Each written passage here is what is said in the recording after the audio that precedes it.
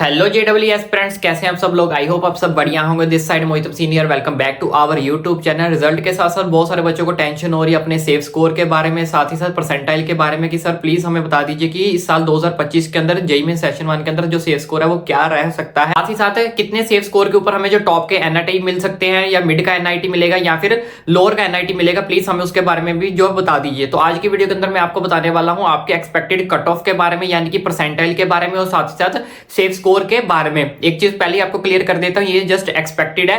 Expected हम इसलिए बोलते हैं क्योंकि डिपेंड करता है कि कितने नंबर ऑफ स्टूडेंट जो है वो अपीयर हो रहे हैं सेशन 1 के अंदर, और फिर उसके बाद बारी आती है सेशन 2 की। तो इसलिए हम सेशन 1 के अंदर हमें एग्जैक्ट नंबर ऑफ स्टूडेंट जो वो पता नहीं होते, कितने नंबर ऑफ स्टूडेंट जो वो अपीयर हो रहे हैं। इसके लिए हमने इस चीज को क्या रखते हैं, एक्सपेक्टेड बोलते हैं। तो नंबर ऑफ स्टूडेंट के हिसाब से ये थोड़ी सी आपकी जो कट ऑफ है, यानी कि सेफ स्कोर जो परसेंटाइल है, ये आपकी वेरी भी कर सकती है, डाउन भी आ सकती है, थोड़ी सी अप भी जा सकती है। लेकिन अभी तक जो हमें अप्रोक्सीमेट आइडिया निकल कर आया वो मैं आपको अच्छे से समझा देता हूं। तो यहाँ पे हमने कैटेगरी वाइज सारा डाटा शो कर लिया है। सबसे पहले हम बात करते हैं 2024 को लेकर जनरल कैटेगरी की। तो पिछले साल की अगर बात करें तो आपकी जो परसेंटाइल गई थी वो गई थी जनरल कैटेगरी की 93.23, और इस साल कितने जाने के चांसेस है, इस साल जाने के चांसेस है 94.2। मैक्सिमम आप कह सकते हो कि यहाँ पे हमारे पास 95% जो जाने के जो है वो चांसेस हैं। उसके बाद EWS कैटेगरी की बात करें तो EWS कैटेगरी के अंदर 81.32 था पिछले साल। इस साल की बात करें यानी कि 84.5, यानी कि इसको राउंड ऑफ करेगा हम 85% तक आप अपना आइडिया जो है वो लेके चल सकते हो। उसके बाद OBC NCL की बात करें तो 79.67 था पिछले साल का। इस साल की बात करें 82.4 का अप्रोक्सीमेट आइडिया जो कट ऑफ निकल कर सामने आई है परसेंटाइल, यानी कि 83%।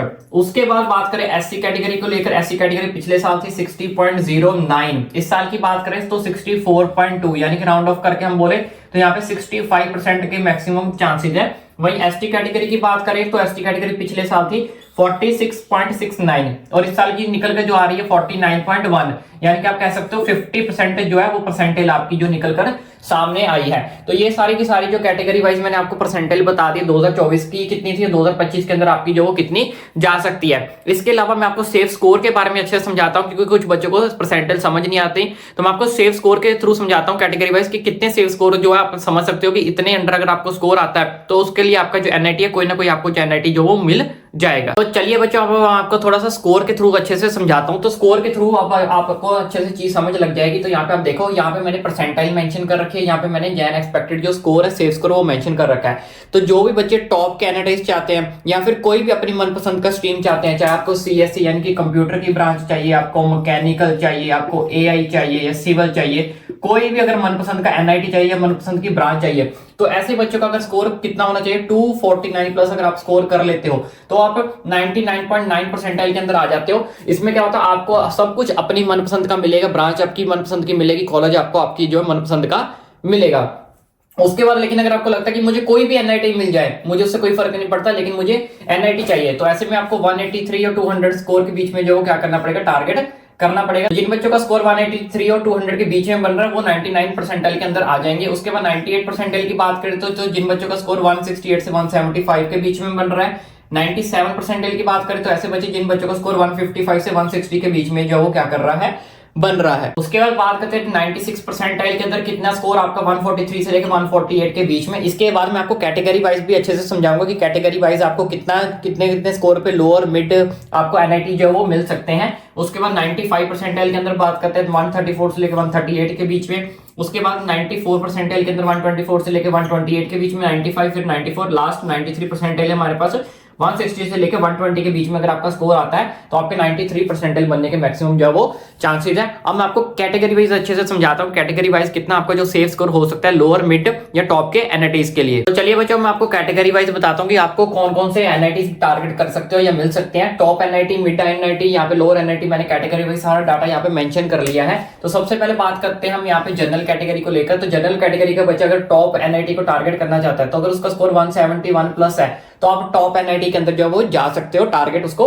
कर सकते हो, मैक्सिमम चांसेस है कि आपको मिल जाएगा।